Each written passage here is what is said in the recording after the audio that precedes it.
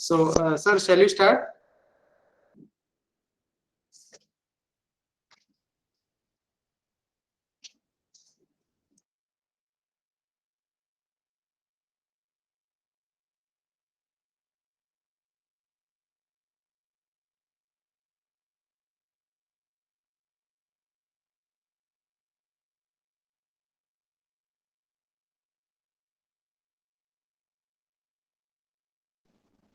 Okay.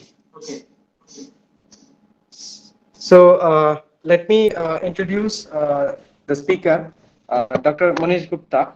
He is a professor in Dhirubhai Ambani Institute of Information and Communication Technology, Gandhinagar, Gujarat. He received his BSc Physics, Chemistry, Mathematics and MSc in Mathematics degrees from University of Lucknow, India in 1990 and 1992 respectively. And his PhD degree in mathematics in 2000 from Indian Institute of Technology, Kanpur, India. He has held several academic positions at the University of Canterbury, New Zealand during 2000-2002, National University of Singapore in 2001, Arizona State University, USA during 2002 and 2004, uh, the Ohio State University during 2004 to 2005, and Queen's University, Canada during 2005 to 2006. Since 2006, he has been with the Dhirubhai Ambani Institute of Information and Communication Technology, Gandhinagar, and currently works as a professor. He is a senior member of IEEE and a member of IEEE Computer Society and IEEE Information Theory Society.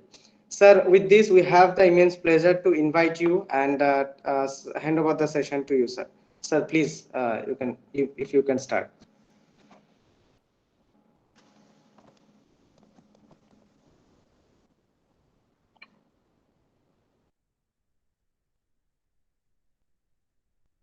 Sir, your voice is not audible actually.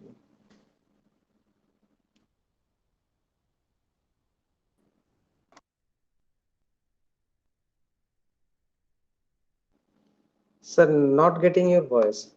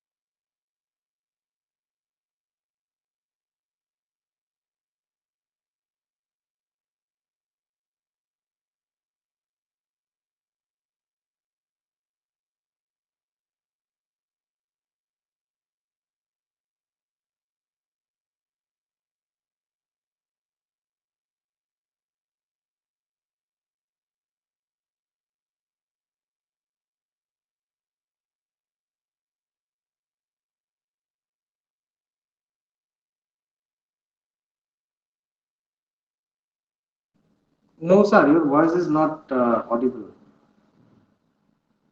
Hello?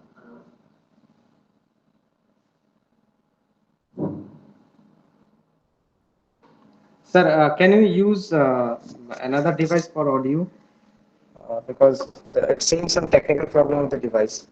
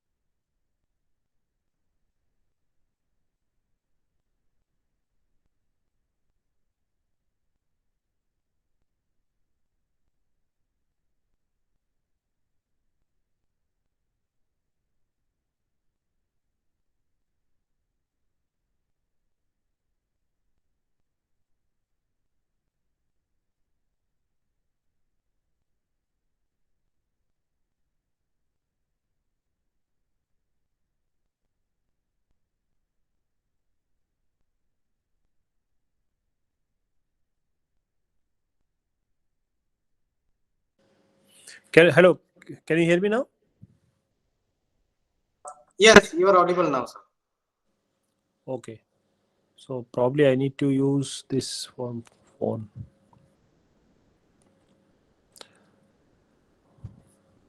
Let me share my screen. Yeah, okay, sir.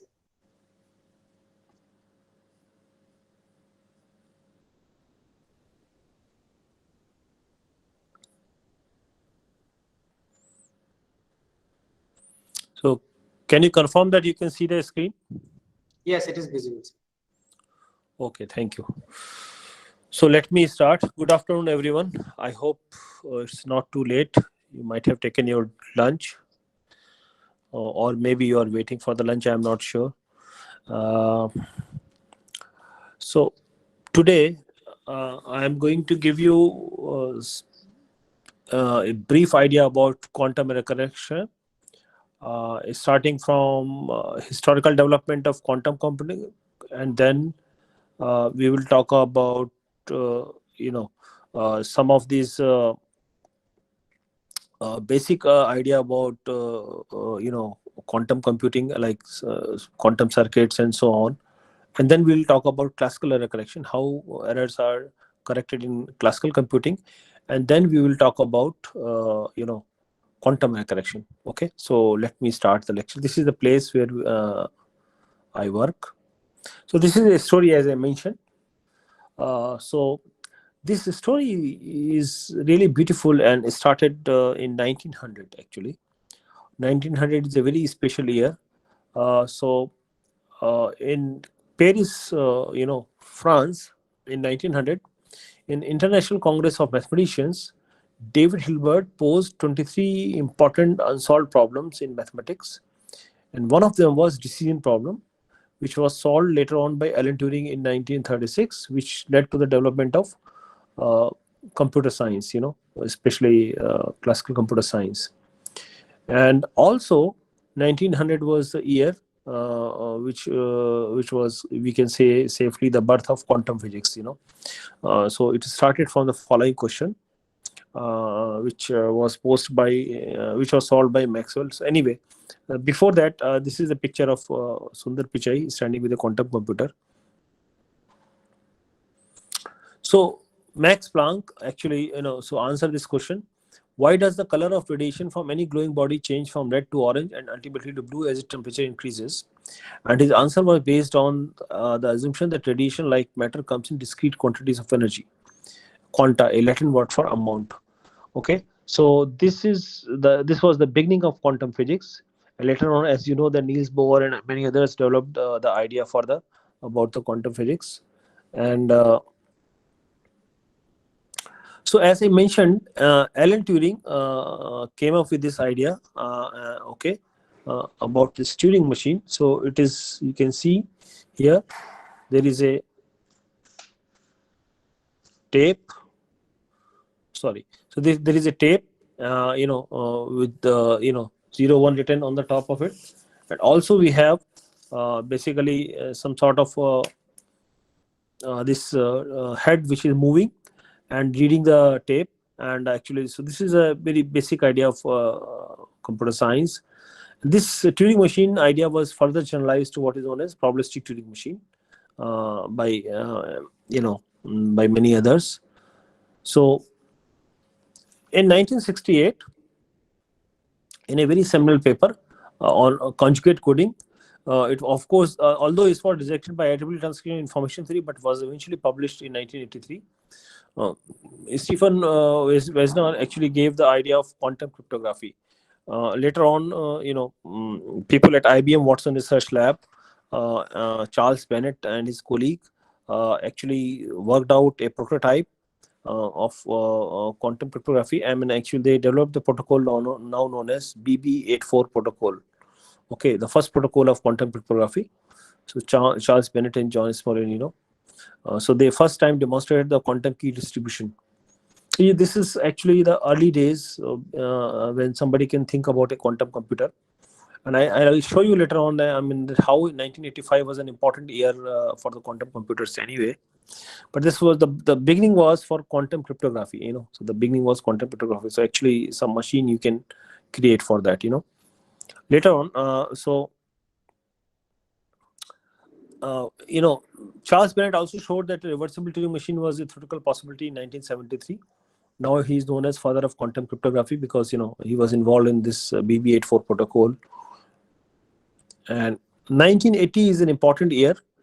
Well, Paul Benioff first time thought about quantum mechanical description of a Turing machine. So basically, so if you have a Turing machine, so you would like to get some idea that, okay, if I want to develop a computer based on quantum physics, maybe I should develop a quantum Turing machine. And this is something is really very, very important. So it turns out that so the first step was taken by Paul Benioff. But this was actually not a true quantum Turing machine. As at each step, it was back in the classical state or complexity-wise. It was not better than a classical reversible Turing machine, So back in 1980. After that, there were a couple of other discoveries. In 1982, Richard Feynman showed that no classical Turing machine can simulate certain quantum phenomena without incurring an exponential slowdown, but a universal quantum simulator could do so.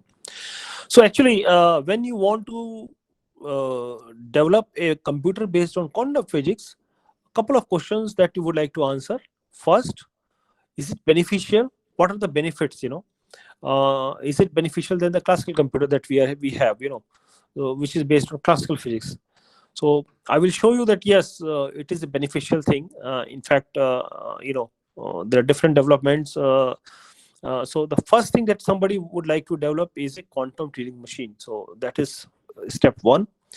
Step two, as you know that Turing machines was important in the development of computer science, but actually circuits made them really easy to understand. So somebody has shown that there is a circuit representation of the Turing machine. So you can actually do things in a much better way, or you can understand things much better way. So certainly one can ask, what about quantum circuits? Can you develop a quantum circuits for the quantum Turing machine? Once that is done, then one would like to answer a question that, okay, what are the important problems that you can solve with quantum computers that you cannot solve with classical computers? And that kind of separation was done. So that I am going to talk about. And finally, that error correction is very important for classical computers. So certainly for quantum computers also, error correction is going to be an important thing. So how do you develop quantum error correction? That is the key thing. Okay. So this was showed by Richard Feynman. Richard Feynman gave a very famous talk at Caltech. There's plenty of room at the bottom, and he developed the initial ideas that you can build a computer based on quantum physics. But here in 1982, he showed that no classical Turing machine could simulate certain quantum phenomena without occurring exponential slowdown. So it's a very, very first development or initial development in the areas of quantum Turing machine. So finally, in 1985, David actually gave the first description of quantum Turing machine. So one can think of it as a generalization of a probabilistic Turing machine. All its operations are accomplished by quantum mechanical interactions. Also, he proposed the method of quantum parallelism. It's a very, very important insight. Quantum parallelism returns a correct answer or no answer, but never an incorrect answer. This is something really very interesting thing. Now, as you know, this is a classical computer science slide, that there are 4 kind of machines, 4 kind of languages, 4 kind of grammars. So finite state machine, push-down automata, linear bounded automata, and Turing machine. So one can ask, so once quantum Turing machine is possible, one can ask a question, what about push-down automata or finite state automata? So, actually, Christopher Moore in 1990, actually, 2000, published this paper, Quantum Push-Down Automata, where he has shown that, about quantum push-down automata and quantum finite automata. So he talked about these machines. And since quantum Turing machine was already there, so you can have all the 4 machines. You can look at it. Of course, also in 1990s, he showed that a particle moving in 3D potential can be equivalent to Turing machine. So these ideas, were developed by Christopher Moore, It's an important milestone. Now, 90s was early 90s was an important era in development of quantum computers, especially quantum algorithms. So 91, 92, 93 up to 94, you will see that a lot of interesting algorithms developed, by Simon and others, and Peter Shor in 1994. So Richard Zosa describes classes of functions that can and cannot be computed by quantum parallelism in 1991. Finally, in 1992, David and Richard showed that a quantum Turing machine is exponentially faster than a deterministic Turing machine by presenting an example which was solved by quantum Turing machine in polynomial time. But this example was also easily solvable by probabilistic Turing machine. So there was not clear-cut distinction, but of course it's a step towards that kind of distinction. That somebody showed that you can solve something exponentially faster on quantum Turing machine. After that,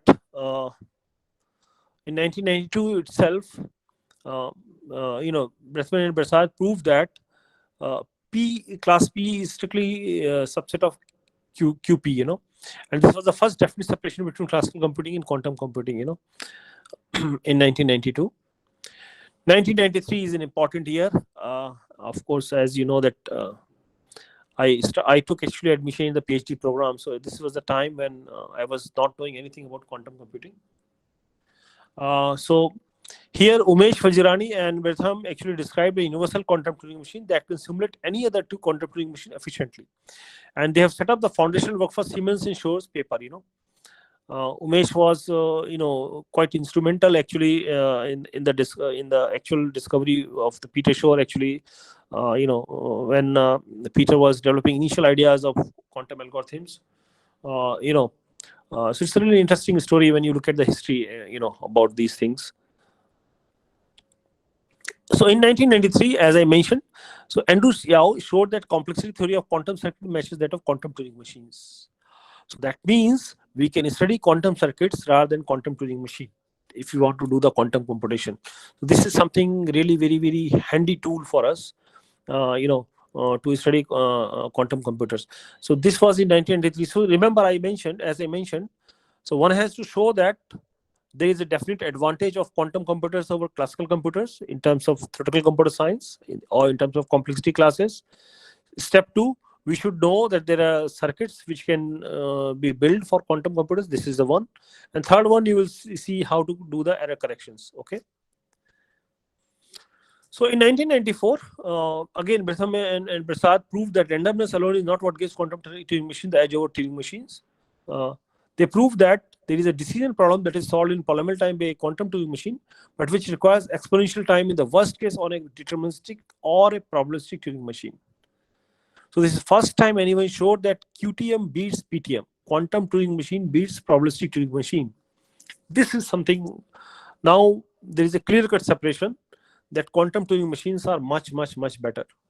Also, they have shown that there is a decision problem that is solved in exponential time on a quantum Turing machine, but which requires double exponential time on a deterministic Turing machine on all but a few instances. Later on, actually, Siemens lays the foundation work for Shor's algorithm. So Peter Shor, who was working at AT&T Labs at that point of time, I still remember sending him an email once he discovered these things back in 1994. So he picked up two very important crypto systems, RSA crypto system, the security of which was based on factoring a given integer into prime factors. There has been RSA numbers, published by the company RSA actually, and a smart card based crypto system, which so basically where security is based on discrete lock problem. So Peter Shor actually picked up these two problems, and finally he discovered polynomial time algorithms for these things. So this is a RSA company which was based. This is the backbone of current security on the internet. So if you log in into any secured site, HTTPS, you will see a lock. You click on the lock, you see the keys there. In fact, Edelman was responsible for developing DNA computing also in 1994. So that is the important year actually. So 1994, Peter Shor discovered a polynomial time algorithm for factoring large integers and solving discrete lock problems. So this was the breakthrough result in 1994, and so now immediately government started pumping money into quantum computers, because security of the current internet was depending on these these problems. So certainly if somebody can build a quantum computer, they can break the security, right? So immediately people took a lot of interest in developing quantum computers. So once so basically, as I mentioned, there are a couple of steps. Step one, we should have quantum Turing machine, which was done in 1985. Then we should have quantum circuits, which was done in 1993. And then basically can we solve some killer problems? Yes, that was also done by Peter Shor in 1994. Then people started asking questions. Well, I mean, it is difficult to build quantum computers because error corrections we cannot handle. So, Peter himself solved this problem in 1995 by constructing a quantum error correcting code which can protect 1 qubit out of 9 qubits. And so 1 qubit can be protected by using 9 qubits. And that gave birth of quantum error correction. I'm going to show you how he constructed that code. And also an interesting thing happened in 1996 when Dorit and Michel, actually these two people showed from Israel that these quantum error correcting codes could theoretically push error rates close to zero. Okay, so this is something, a very important discovery in the area of quantum error correction. So now you can construct quantum error correcting codes for correcting errors in quantum computers. So quantum computers, the errors are like, for example, in a simple error model, we have bit flip or phase flip. So we would like to correct any bit flip or phase flip in the quantum computing. I'm going to show you about these things soon.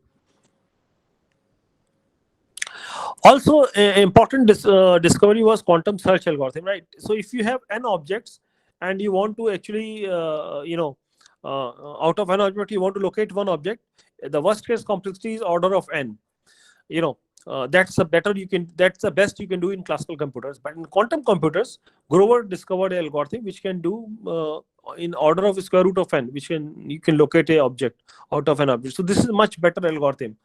And I think people have found a natural explanation of this algorithm. I mean, some applications in nature as well for this algorithm. Anyway, I think there is one paper by Apurv Patel, who might have given a talk. I don't know. Anyway, so Seth Laloit from MIT, he also wrote a book, Programming the Universe. So according to this book, everything in the universe is made of bits, not chunks of stuff, but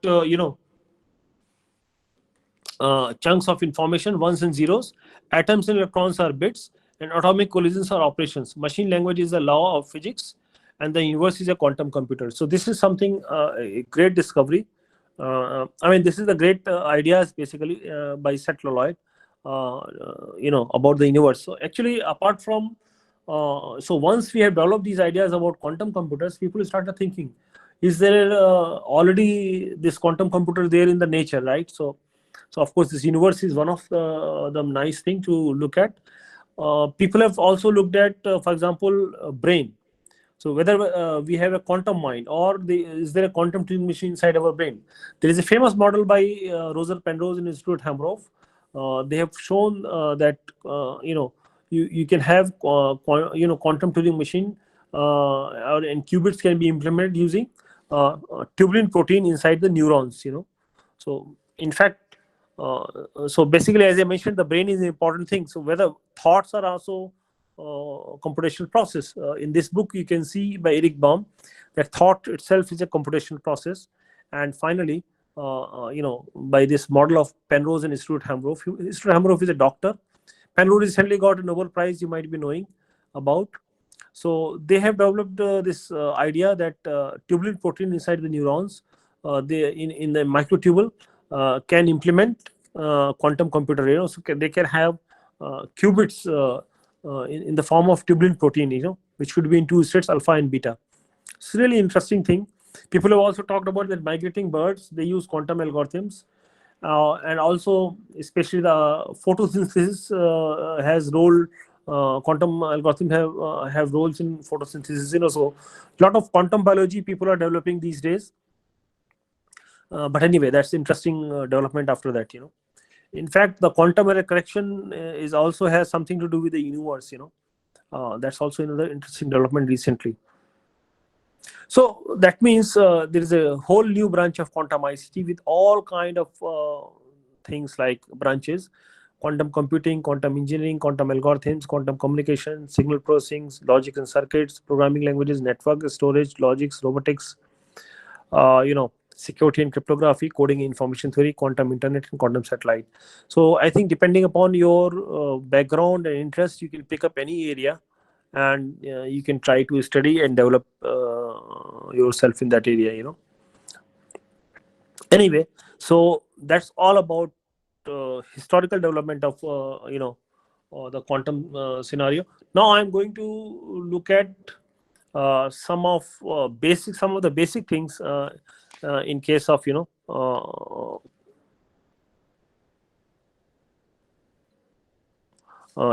quantum computing.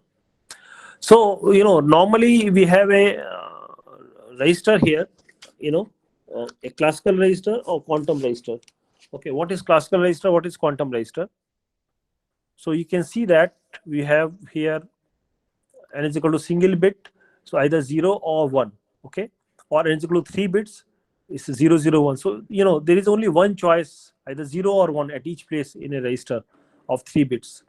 But if you look at a quantum register or qubit, quantum bit, actually, it is, you can think of a superposition of 0 and 1 together here.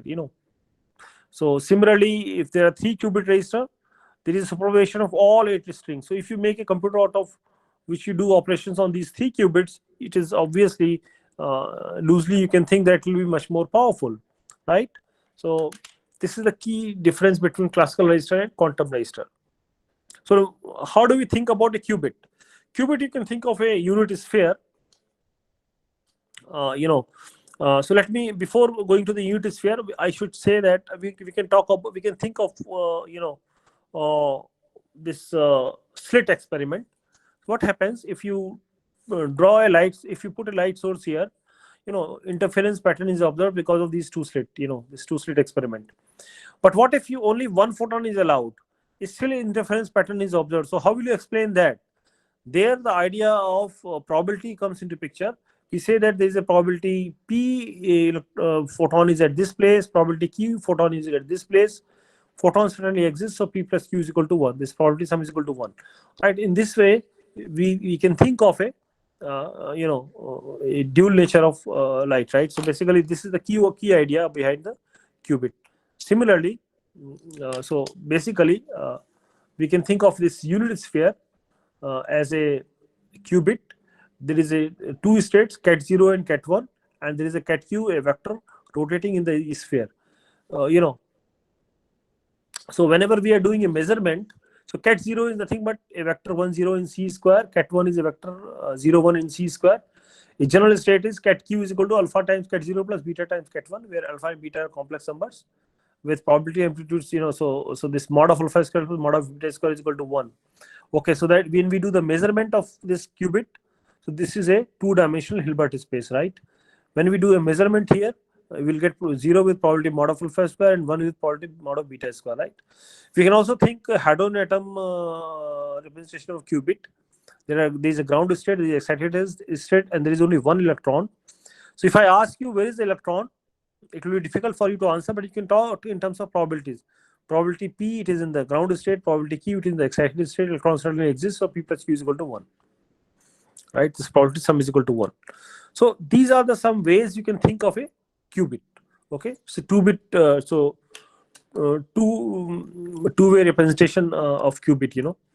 But mathematically, we will talk about qubit as a this quantity here, alpha times cat 0 plus beta times cat 1. It's a two-dimensional Hilbert space because cat 0 and cat 1 is these two vectors, and their linear combination gives you a qubit. Okay. You can also substitute alpha is equal to cos theta and beta equals to cos theta and so on. And you can talk about angles and so on. But anyway, I'm leaving that. Probably you know these things anyway. So now, what about two qubits? When we take basic states at cat 00, cat 01, cat 10, and cat 11. So their combination will give you 2 qubits. So what is cat 00? You can see that here. Cat 00, how do we compute? Cat 00 is cat 0, tensor product cat 0, so this is nothing but 10, tensor product 10, right? Now 1 you blow with 10, you will get 10, and 0 you blow with 10, you will get 00. So this is how you get first one. Similarly, you can compute the second one, third one, and fourth one. So these are the 4 states. Their linear combination will give you 2 qubit system. So in general, n qubit register, you can think of basically is a Hilbert space of 2 raised power n dimension. So this is 2 raised power n dimensional Hilbert space. So cat psi is written as summation CB over B in 0, 1, 2 raised power n. So basically there are 2 raised power n choices here, where CB are complex numbers and mod of CB square is equal to 1. Just like that, we have the normalization condition here.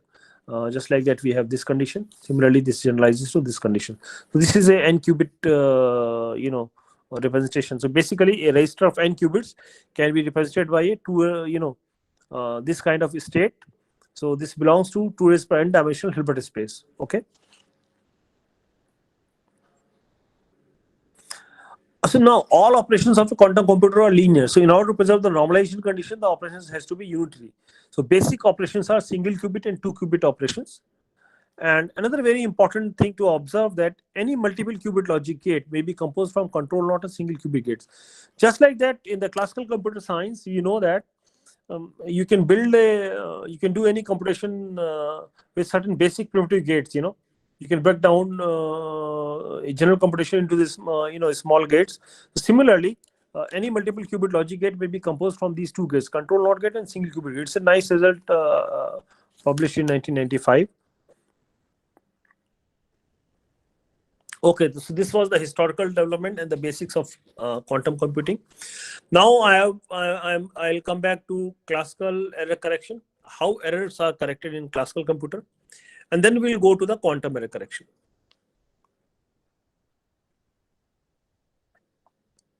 So this classical error correction is everywhere. Error control is everywhere in the engineering. And how we correct the errors in classical computer? We use redundancy in a clever way. So we use some sort of redundancy in the system. So coding theory is of 3 types: source coding, which is kind of data we use in data compression; channel coding, which I'm going to talk about; and joint source and channel coding. So there is a message source, there is a sender, there is a you send encode the message and send over noisy channel. Errors will happen. You receive something and then you decode it. Okay, and then get the message out of it. This is the key idea. And how do we construct codes? We require algebra, some sort of algorithm, and combinatorial mathematics. It depends on the application as well. So we say that use redundancy in a clever way. This is a very, very important idea. Use redundancy in a very clever way to correct the errors, the classical errors. So let me give you one simple example of classical error correction. Okay, so this code is known as repetition code. Suppose I have yes or no. So yes means 1 and no means 0. Suppose we encode it like this. Yes means 1 and no means 0. So then what? I'm going to basically now, if I send 1 over a noisy channel or 0 over a noisy channel, I don't know what is sent. 1 may be flipped to 0 or 0 may be flipped to 1. And so error may happen and it will be difficult for us to correct the error. So what we do? Rather than sending 1, I will send 1, 1, 1 3 times. And rather than sending 0, I will send 0, 0, 0 3 times. So our code is 0, 0, 0, 1, 1, 1. A set consisting of these 2 vectors. Okay. So whenever I'm sending yes or no, I'm sending either this or this. Either I send 0, 0, 0 or I send 1, 1, 1. Rather than 0 or 1 here, right? So if I, suppose I send 1, 1, 1. And single bit is in error. So large bit is in error. So we received 1, 1, 0. That means, how do I correct it? I can do the correction using a distance approach. What is the distance approach? I compute the distance of 1, 1, 0 with both the vectors which was there, 0, 0, 0 and 1, 1, 1. Distance of 0, 0, 0 and 1, 1, 0 is 2. Distance here means number of places they differ. You can see that they differ at 2 places. And the distance between 111 and 110 is 1. So clearly this distance is less. That means when I receive 110, and if we compute the distance, I can say that 111 was sent because the distance is smaller here. Okay, so this is how we can correct the errors. Okay, if there is a single bit. If I send 000 and I received 001, I can again compute the distance. From 000, distance is 1, and from 111, distance is 2. Right. So clearly this is the less distance. So I will say that 000 is sent. Okay. So this is how we can correct single bit errors. Any question at this point before we move further?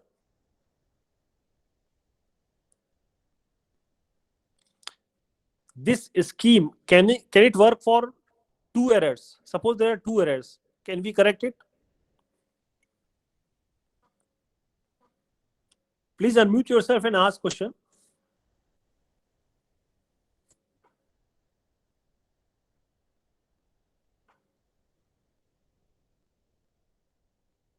No question. So you can see that here, with this kind of idea of distance, we can correct single error, but this code cannot correct 2 errors. Suppose 000 is sent and I receive 011, then I am in trouble. I will have an incorrect decoding. So that means we will not be able to decode. So in order to correct 2 errors, I will use this code. I will repeat information 5 times. 000 5 times, 111 5 times. Essentially, so there is an idea of distance here. Minimum distance of this code is 3, because you can see that they differ in 3 places. They differ in 5 places. So in general, if the code has distance d, yes. Sir, I have one question. Actually, I have one doubt. Yes, sure. Sir, please, can you there is any difference if I am talking about the faults in quantum computation, or we can say faults in quantum circuit or error in quantum circuit? Both are same or something different? Error and faults. The quantum error correction is done in a separate way. I'm going to tell you that in a couple of minutes from now. So right now I'm discussing classical error correction, how we do it in our current scenario, in our current computers.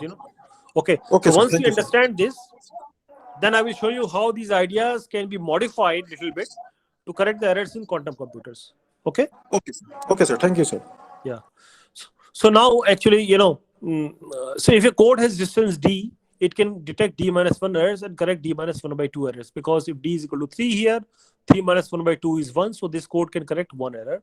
Similarly, this code can correct 2 errors because distance is 5 here. This is the idea of distance decoding. Now this distance decoding idea is one way of correcting the errors. There is another way known as probabilistic decoding. So I'm going to talk about probabilistic decoding, which is very, very interesting approach. And actually for quantum error correction, I'm going to show you the probabilistic decoding approach. Okay. So let me talk about probabilistic decoding. What happens here? So we have so our code is this repetition code with 2 vectors, 000 111, the same code that we used. Okay. Now I have a, binary symmetric channel. What do you mean? What is a binary symmetric channel? If 0 is sent, then 1 is received with probability of error P. If 1 is sent, then 0 is received with probability of error P. If 0 is sent and 0 is received, the probability is 1 minus P. If 1 is sent and 1 is received, probability is 1 minus P. So this is binary symmetric channel.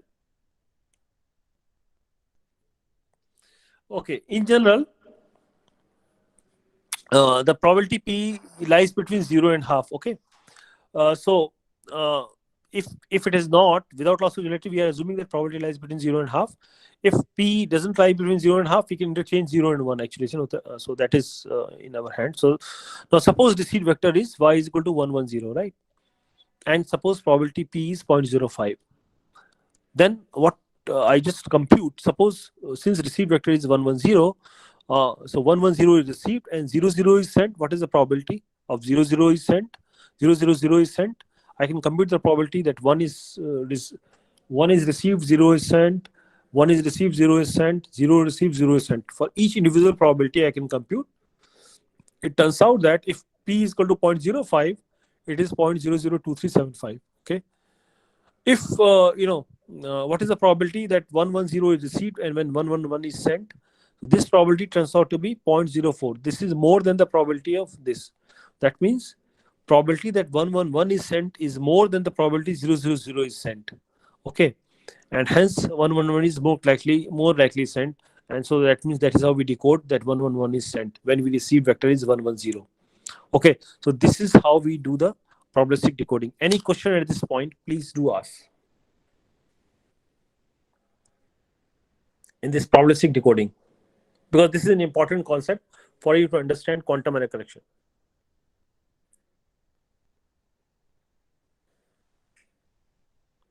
Any question?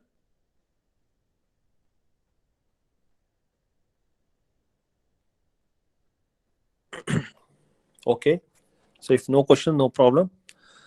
So that means you understood binary symmetric channel and this probabilistic decoding. So we need to just compute the probabilities.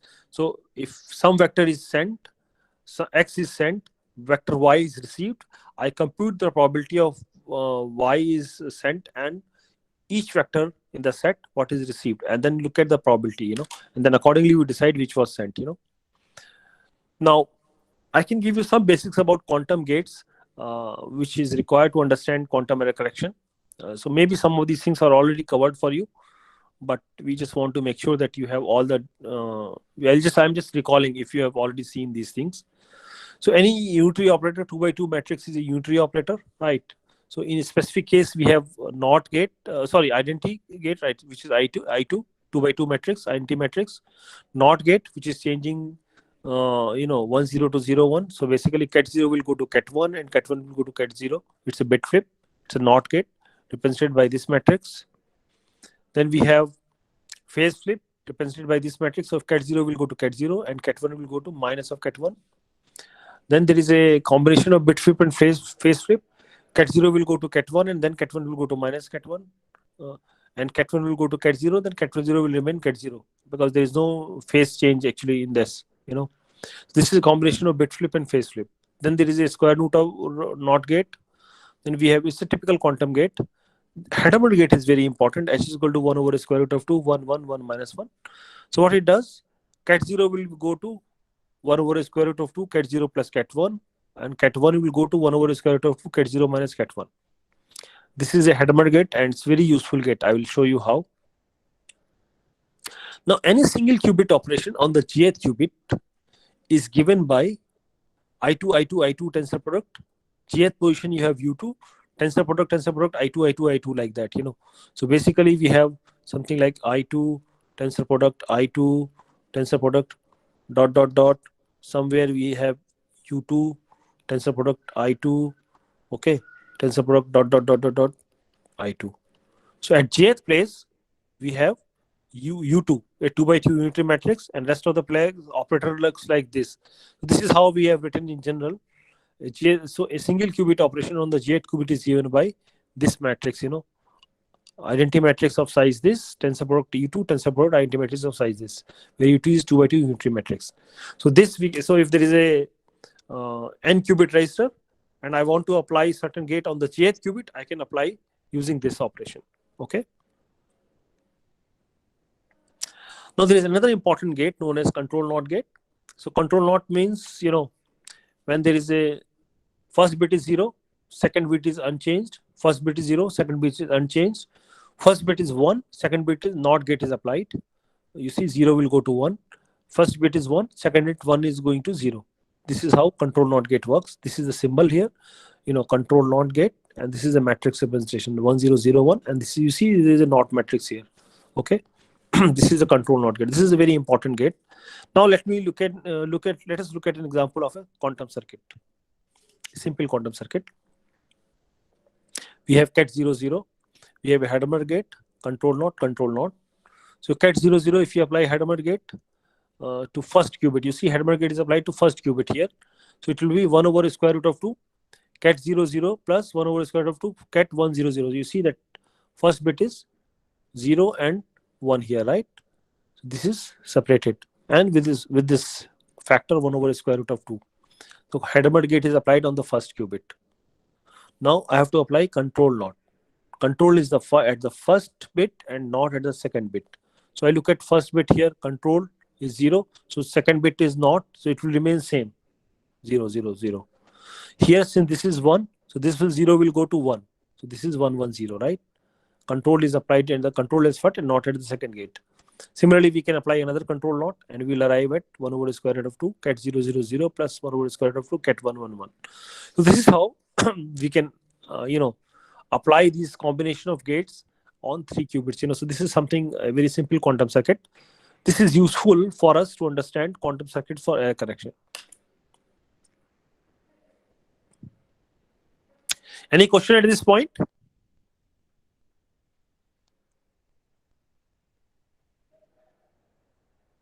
Okay, so no question, no problem. Good. Now look at quantum error correction. What I want to do, I want to protect a qubit. I want to protect, alpha times cat 0 plus beta times cat 1. How do we protect this? Now, so if I call it as cat psi, so can I say that, just like the repetition code, cat psi should go to cat psi, cat psi, cat psi. Can I do this kind of arrangements? The answer is no, because there is no cloning theorem, and that was the main bottleneck. People thought that we cannot do quantum error correction actually. So repetition code, you see, just like that, 0 goes to 0, 0, 0, 1 goes to 1, 1, 1. One can ask whether cat psi will go to cat psi, cat psi, cat psi. It is not possible because of no cloning theorem. The proof is very simple, so I can give you a proof given in 1992 by Wouters in Zurich. Unknown quantum states cannot be cloned.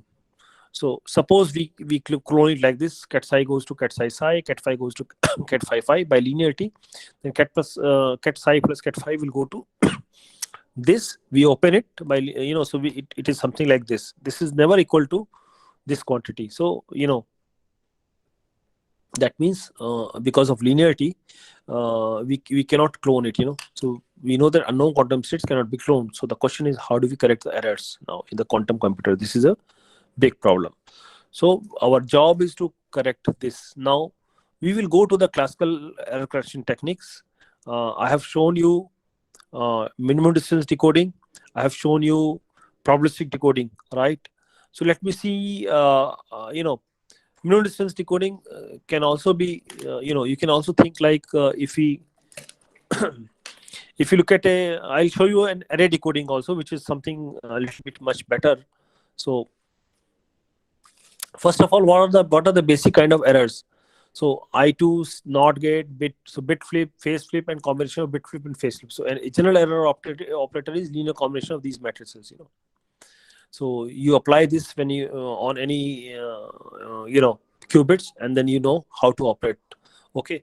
So one important thing to note, that bit flip error and phase flip error conjugate to each other by Hadamard transformation. So H sigma x, H inverse equal to sigma z, and H sigma z, H inverse equal to sigma x. NOT gate will convert into phase will convert into NOT by Hadamard transformation. This duality principle is very, very important. Actually, I will show you in much more details in the form of circuits about these things. Okay. So this is something important. You can verify by substituting the matrix here, the values of the matrix, by H is equal to 1 over square root of 2, 1, 1, 1 minus 1, right? And sigma x equal to 0, 1, 1, 0, and sigma z is equal to this matrix, right? So you substitute and simplify, you see that this is the correct result. Now, so this array decomposition that says that if C is a k-dimensional subspace, FQN is a finite field having q number of elements, our error correcting code is a k-dimensional subspace, right? Of length n in dimension k. So the correctable errors and the error syndromes are in one-to-one correspondence. So basically what happens, we decompose whole space into these kind of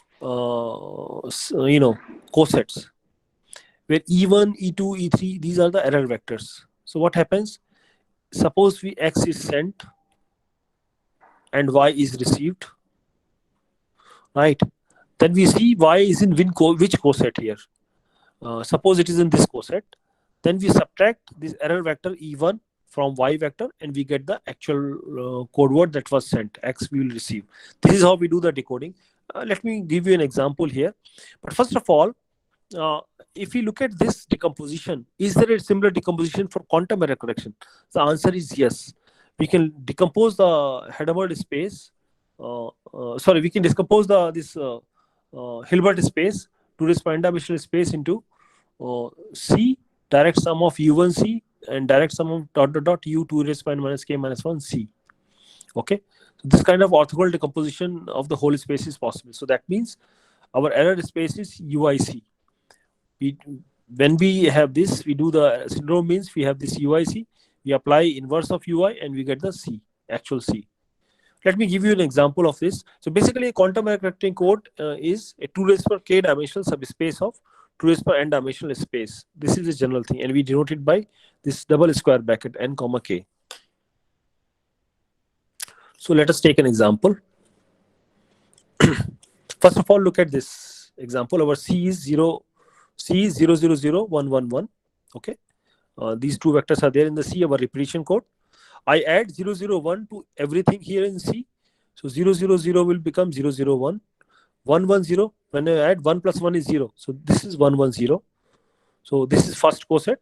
This is first coset here, right? Then we go add 0, 1, 0 in C. We get second coset here. And then we add 1, 0, 0. We get third coset. You can see that whole space Z2 raised to power 3. All 8 vectors are partitioned into cosets. These 4 cosets, 1, 2, 3, 4, right? Now, how our decoding works in the classical sense, suppose y is equal to 101 is sent, I look at which coset it is. Here it is in this coset. So I subtract 010 from this modulo 2, and we'll get the code as 111, okay? Our actual vector that was sent was 111. This is how we decode. This is the received vector. This is the sent vector x, okay? This is how we do the decoding. So this is a classical binary code, and how we do the decoding is explained here in the. This is the decomposition which I am talking about. So this is the key explanation of this thing. I have shown an example of this thing here. So here we have 3 error. So this E1, E2, E3. So we have 3 error vectors here. E1 here, E2, and E3 are the 3 vectors here. Okay, these are the 3 vectors here. Now we can transform everything in a quantum version here by looking at the basis now. This is alpha times cat 00 plus beta times cat 11 can be protected by these kind of combinations, and you see that this is the unitary operator I cross sigma x acting on C, I cross sigma x cross I acting on C, and so on. So whole decomposition, this is the decomposition of this I am talking about, orthogonal decomposition here. Okay, this is how we can decompose. Now just with this bit flip analogy, I can correct errors here. I see where it is, and I can do this majority voting, and then we'll see we correct the errors. So this correct any single bit flip. Any single bit flip can be corrected by this approach. But what about phase flip? Because we are talking about quantum. So this code can correct single bit flip. Okay. So in order to explain that, how do we correct phase flip? First of all, let me explain this example in much more detail to you in the form of circuits, how this is done actually. Okay. So we call it 3 qubits flip code. Okay. So our code is encoding this single qubit into these kind of bits, So we have alpha times cat 0 plus beta times cat 1 is encoded as alpha times cat 00 plus beta times cat 11. I call it as a logical qubit, so cat psi L. Okay, these are the logical bits. Okay, so how do we do this? Of course, we can have a circuit which can convert this kind of qubit, single qubit, into these kind of 3 qubits. So how do we do that?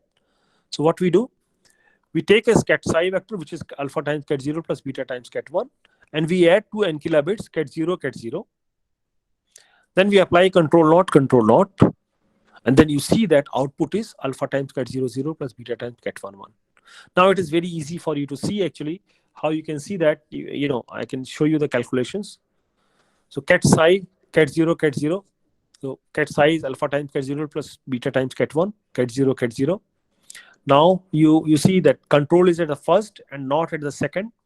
Whenever the first bit is 0, second bit is unchanged. Whenever first bit is 1, second bit is applied with non gates. It's changed from 0 to 1 or 1 to 0. Okay, this thing you have to keep in mind. So here 0 is there. So this bit will remain 0, no problem. But here this bit is 1. So this bit will become 1. So this is beta 1, 1. And then we have cat 0. When applied control not here. I can again apply control not here. Control at the second and the not at the third bit. So we'll have alpha times cat 0, 0 plus beta times cat 1. This is our logical bit psi L. So now rather than sending this here, alpha times cat 0 plus beta times cat 1, I will send alpha times cat 0, 0 plus beta times cat 1, 1 on the noisy channel. This noisy channel flips the qubits with probability P and leaves bits unchanged with probability 1 minus P. Just like that our binary symmetric channel. Right? 0 is flipped to 1 with probability P, or 1 is flipped to 0 with probability P, and bits remain unchanged with probability 1 minus P. Okay. So if I send this thing over this noisy channel, what will happen actually? The question is what will happen if I send alpha times cat 0, 0 plus beta times cat 1, 1 on this noisy channel. There are certain possibilities with probabilities. Now I'm going to bring the probabilistic decoding method here. So what will happen if I send it? And some errors will happen. So errors could, there are possibilities, there are no error. There is a possibility there is a single bit error or single bit flip, or there is a possibility there is a 2-bit flip, or there is all 3 bits are in flip. These are the possibilities, you see. No bit flip means we sent alpha cat 0, 0 plus beta cat 1, 1 and we receive the same thing. So the probability, because bits unchanged, is 1 minus P into 1 minus P into 1 minus P. So this probability is 1 minus P whole cube, right? Now, this is a single bit flip. The first bit is flipped. So the probability of first bit flip is P, and other bits unchanged is 1 minus P whole square. Right? Similarly, this is probability P 1 minus P whole square. Similarly, this is also single qubit flip. So this is P times 1 minus P whole square. So overall probability is 3P times 1 minus P square. Total probability of single bit flip. This is for 2-bit flip. When 2-bit flip are there, so the probability is P square times 1 minus P. P square times 1 minus P. P square times 1 minus P. So total probability of 2-bit flip is 3 times P square 1 minus P. And then when all bits are flipped, the probability is P cube. Okay. So these are the possibilities. Either there is single bit flip, 2-bit flip, all bit flip, or no bit flip. These are basically 4 possibilities with corresponding probabilities I can compute. Received state with the probability. So I sent alpha times cat 0, 0 plus beta times cat 1, 1 on the noisy channel, where the probability of error of bit flip is P and bits unchanged is 1 minus P. Okay. So then this is how we will get the calculation. So the question is, what to do next? Can I correct the errors? Now, in order to correct the errors, I have to build the extra circuit. So I have built a circuit for encoder. You have seen the encoder. So, okay. We have prepared the bits in the form of, so we started with alpha times cat 0 plus beta times cat 1. Okay. This encoder has resulted in alpha times cat 0, 0, 0 plus beta times cat 1, 1, 1. And then we send this on the noisy channel. This errors will happen and we receive those things. Then we build this decoder circuit here. There are control not, control not, control not, control not, and we add 2 more N bits, cat 0, cat 0. We measure the syndrome. This is called as syndrome. Syndrome means symptoms of the errors. What kind of errors are there? So either we will receive 0, 0, or we will receive 0, 1, or we will receive 1, 0, or we will receive 1, 1. So based on those calculations, based on those 4 cases, we do some action will be taken. We'll do some corrections here. Okay. So we'll have some circuits here. So basically with these things, we'll do some, apply certain things and we'll get output as psi of L, the logical bit, So what are those things? Let us do it here. Let me explain these calculations to you. What happens here? Okay, so we have this circuit here. Psi L is giving by this and 2 N bits we have added these 4 control nodes. Okay, and we do the syndrome measurement here. and we do some correction here. So what happens? The first one is alpha times cat 0, 0 plus beta times cat 1, 1. This is our psi L. Then 2 n kilobytes cat 0, 0. Okay. We apply this control knot. Then we arrive at finally this. So alpha times cat 0, 0 plus beta times cat 1, 1. When we receive this, actually the syndrome measurement is 0, 0 basically, right? And so basically, this is the whole overall thing. When there is a 1-bit flip, then when this is no bit flip, okay, and there is a 1-bit flip, so then alpha times 1, 0, 0 plus beta times 0, 1, 1 with this cat 0, 0, the syndrome measurement turns out to be 1, 1. You can do these simple calculations. I'm skipping those things right now, but this is cat 1, 1. So in general, with no bit flip, 1-bit flip, 2-bit flip, and all bit flip, what are the calculations? Here are all the calculations for you. Okay, states are there. These are the these are the syndrome measurement bits 0, 0, 1, 1, 1, 0, 0, 1, 0, 1, 1, 0, 1, 1, 0, 0 with corresponding probabilities. Now, if you look at 0, 0, so no bit flip. So we have basically the syndrome measurement is 0, 0, right? So there are two possibilities, either this or 0, 0 measurement is this. So that means you see either no bit flip or all bit flip is there, right? With syndrome measurement 0, 0. So what we should do? We look at the probabilities now. This probability is 1 minus p cube. This probability is p cube, right? We know that probability p lies between 0 and half. I can take some probability between 0 and half and compute these probabilities here. So you see, if we take p is equal to 1 by 4, 1 minus p whole cube is this and p cube is this. So this means this most likely the first case happens, 1 minus p whole cube. So that means there is no error. So we will arrive at this result, just like the probabilistic decoding, right? Similarly, if so basically I don't have to do anything, no action taken with this probability, we determine the resultant state. If the syndrome measurement is 0, 1, then again there are two cases, 1 error and 2 error. We apply NOT gate on the third qubit. So we have these two probabilities, and then we choose depending upon the probability. Of course, this will be taken, when syndrome measurement is 1, 0, we apply NOT gate on the second qubit. When syndrome measurement is 1, 1, we apply NOT gate on the first qubit. So these corrections, applying NOT gate here and here and here, can be captured with a single Toffoli gate here, control NOT, and those two NOT gates. So basically we have the whole circuit for 3-qubit bit flip. We have alpha times cat 0 plus beta times cat 1, 2 n kilobits. We added control NOT. This is single bit flip error model here, and we have control NOT, and the Toffoli gate. This is going to give us all the error correction for bit flip. We are transmitting alpha times cat 0, 0, 0 plus beta times cat 1, 1 from here, and we are correcting the errors. We are taking the actions now. Okay, and we will correct the single bit flip. So this code can correct single bit flip, but the problem is, what about phase flip? So remember, as I mentioned to you, that bit flip and phase flips are dual to each other with respect to the Hadamard gate.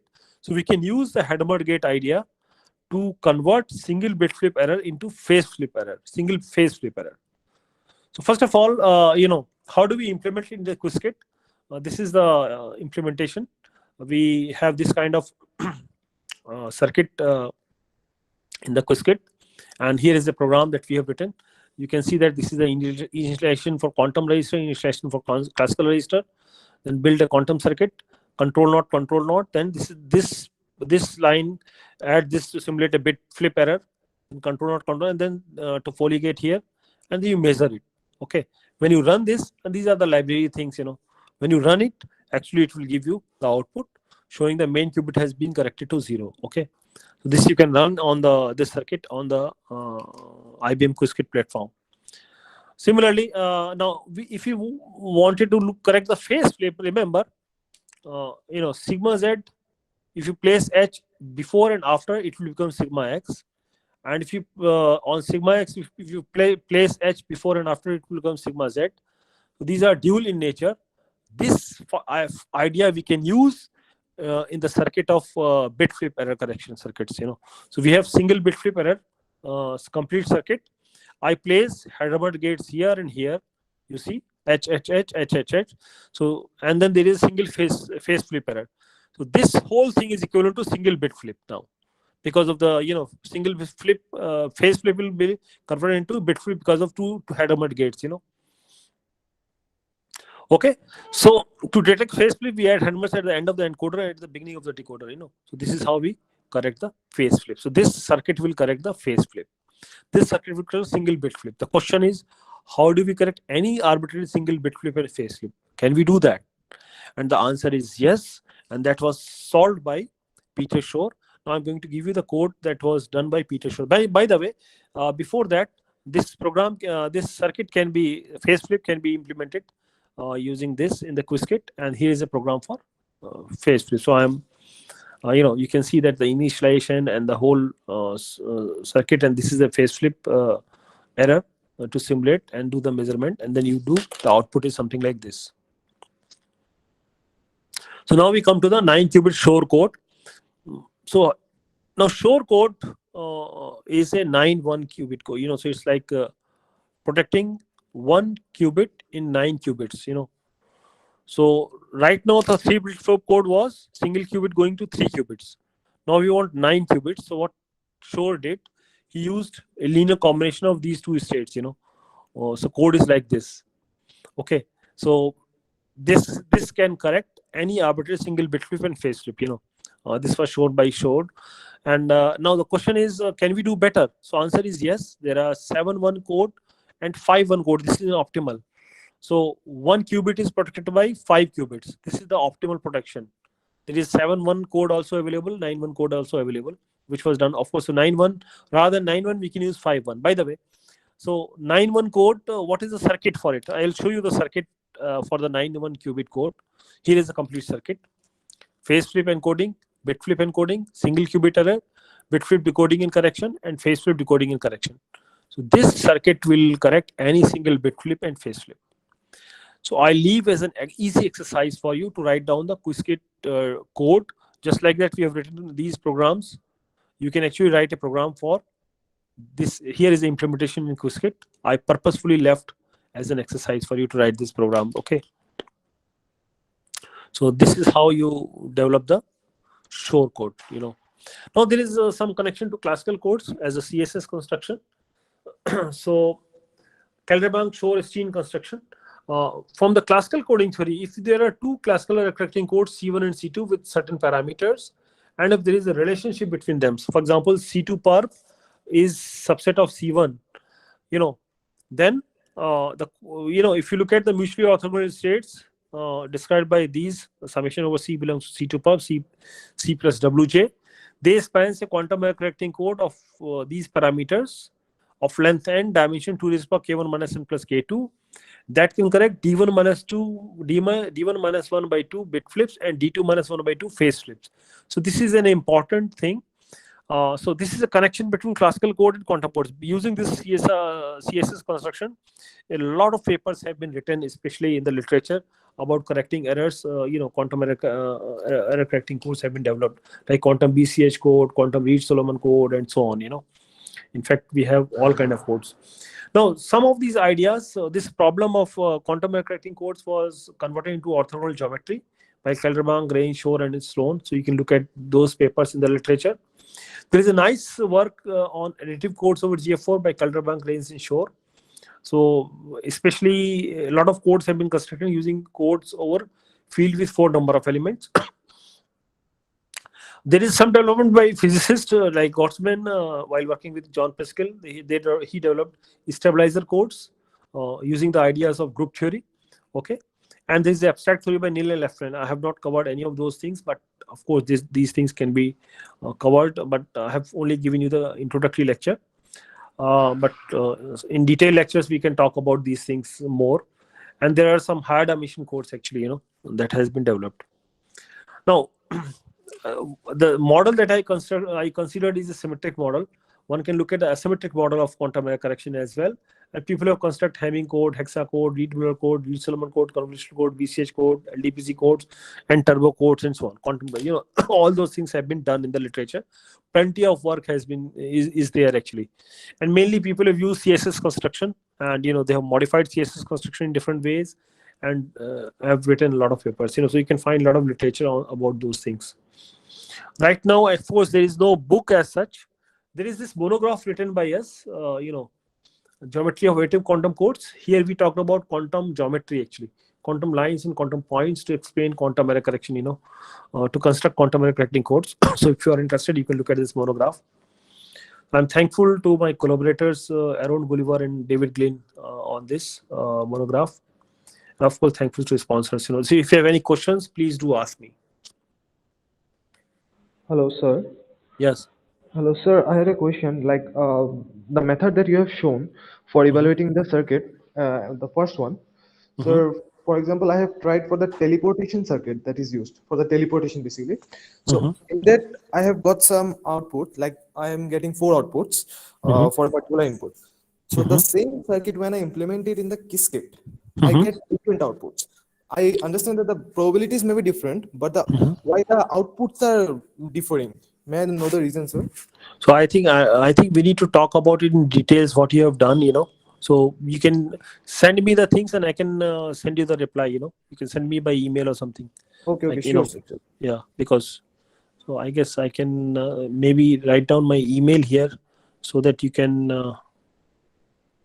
Okay, sir, I'll be sending it, sir. I'll be asking. Yeah, so that I can answer that question to you. There may be some error, that we need to check. Sure, sir. That's my email. Thank you, sir. Any more questions?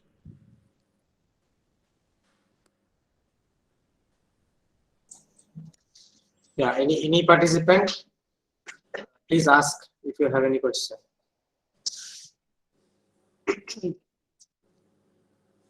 Okay, sir, I hope there is no further queries. Okay. And as mentioned by the respected speaker, that if you have any query, he has mentioned his email ID. You may drop him a mail with your queries. So thank you very much, sir, for sharing your valuable time and valuable talk. On behalf of Tripura University Department of IT and the organizing committee, I take this pleasure to thank you again. Thank you for inviting me. Thank you very much. Yeah. Thank you, sir. Have a good day.